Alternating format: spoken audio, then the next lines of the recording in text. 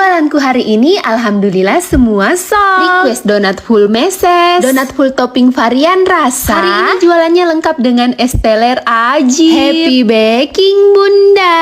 Donatnya sudah full proofing, sudah siap goreng, mengembang 2 kali lipat dan permukaannya mulus seperti ini. Yuk kita ke proses pembuatan donat. Di dalam bowl mixer ini kita masukkan tepung terigunya. Saya memixer 2 kilo tepung kering. Tambahkan bahan keringnya, tambahkan telurnya. Sambil di mixer ini kita juga masukkan air esnya, secara perlahan ya. Setelah adonan menggumpal, kita masukkan mentega dan garamnya, kita mixer kembali. Mixerku ini berkapasitas 20 liter, mampu mengadon 2 kilo tepung kering sekaligus. Setelah mentega masuk, hanya membutuhkan waktu sekitar 15 menit, adonannya sudah kalis. Kalau adonannya kalis dan adonannya tidak panas, hatiku happy banget bunda. Bersihkan setiap adonan yang menempel di stick mixer, karena setiap adonan adalah duit. Tips ya bunda, hati-hati memixer adonan sampai panas, karena adonan yang terlalu lama di mixer bisa menyebabkan adonannya panas. Nah, ini nih penyebab adonan biasa malas mengembang atau bahkan tidak mengembang karena ragingnya tidak aktif lagi karena adonannya panas. Setelah dikeluarkan dari bowl mixer, ini kita padatkan dulu adonannya. Ini itu sebenarnya disebut ngeronding loh bunda, tapi dalam bentuk adonan yang lebih banyak. Baru dipadatkan saja sudah terlihat ya, adonan donatku cantik banget nih. Kunci utama adonan donat atau roti tidak keras atau bantet, atau teksturnya seperti karet. Ini tips yang paling penting dalam membuat roti atau donat, hasilkan adonan yang kalis elastis seperti ini. Di dalam dunia baking, bahasa kerennya sering disebut window pane. Nah, proses selanjutnya kita akan masuk ke proses menimbang adonan. Jangan lupa samaan ya, timbangan favorit saya karena timbangan ini akurat banget. Bisa menimbang berat kecil seperti 10 gram sampai ke 5 kilogram. Saya akan membuat donat box yang menggunakan box ukuran 27 x 18 cm. Satu boxnya berisi 6 donat. Berat adonan atau berat dough donatnya ada di 40